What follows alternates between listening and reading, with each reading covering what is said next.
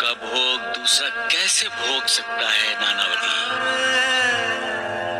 मालिक से प्रार्थना करके हम सिर्फ अपने आप को तसल्ली देते हैं, लेकिन किसी के दुखों का बोझ हम नहीं उठा सकते।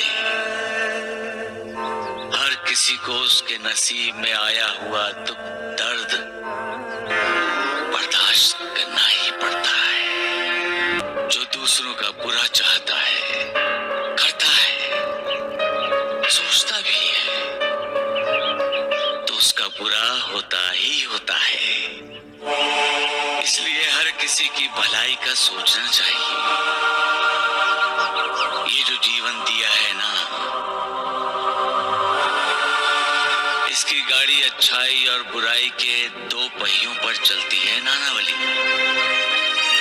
झूठ और बुराई बहुत कोशिश करते हैं इस गाड़ी को रोकने की, लेकिन रोक नहीं पाते।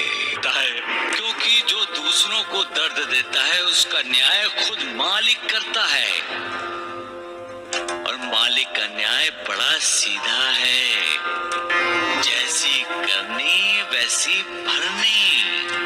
जो मालिक को नहीं भूलता उसे मालिक भी कभी नहीं भूलता। जो भगवान की भक्ति करते रहते हैं, खुद को भगवान को समर्पित कर देते हैं, जो कभी किसी भी हालात में कभी भगवान को दोष नहीं देते, मालिक उन्हें शक्ति देता है कि वो अपने कर्मों के भोग बिना कष्ट के भोग लें। कर्म बंधन को स्वीकार करते हुए मालिक के कृपा आशीर्वाद से ही ऐसे भक्त न दुख में विचलित होते हैं, न सुख में उत्तेजित।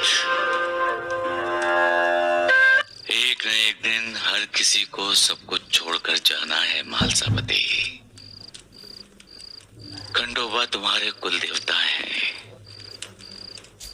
और जेजुरी में जो खंडोबा का मेला भरने वाला है, तुम्हारा इरादा भी उस मेले में शामिल होने का है मालसापति।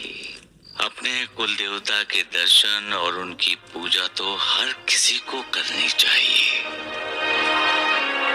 जिसके साथ कुल देवता का आशीर्वाद है, उसके कुल का उद्धार निश्चित है।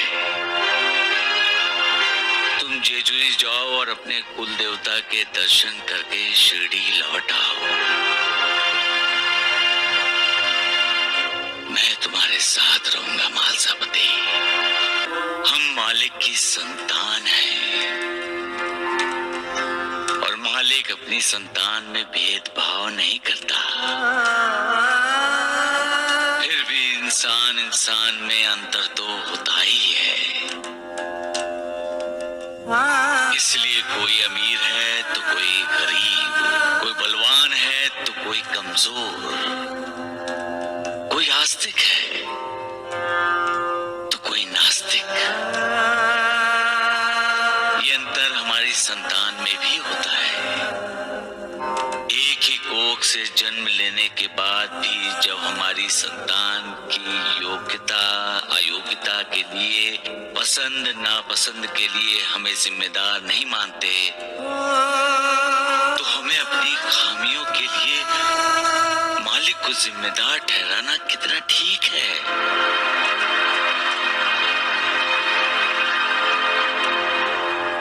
हम चाहते हैं पैसा, सुख, ऐशो आराम, संतान, लेकिन हम भूल जाते हैं कि होता वही है जो हमारे नसीब में लिखा है।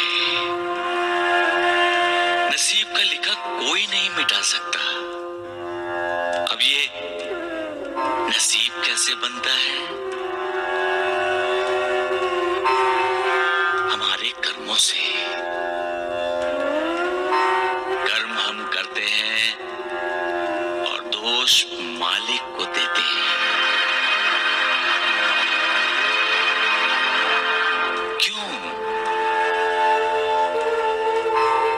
हमारे कर्मों की वजह से जो दोष पैदा हुए हैं, उन्हें करने की कोशिश क्यों नहीं करते? क्यों नहीं जाते मालिक की शरण में,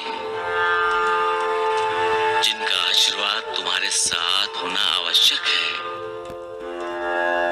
मालिक तो हर जगह है, वो तुम में है, मुझ में है, इस द्वारिका माई में भी है। उसके हजारों लाखों हाथ हैं, कान हैं, आंखें हैं। वो सब सुनता है, सब देखता है और सब जानता है। शिरडी में ही रहने वाला नहीं, दुनिया के किसी भी कोने में रहने वाला है। सब उसके रहमो करम पर है।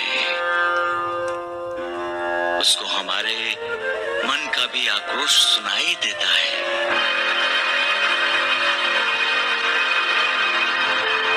मालिक पर श्रद्धा रखो, विश्वास करो उस पर और सब्र करो। फिर देखो कैसे मालिक तुम्हारे आंसू पोंछता है, कैसे आपको तसल्ली देता है, राहत देता है। याद रखो, आपका ध्यान मालिक पर हो या ना हो, मालिक का ध्यान आप पर है।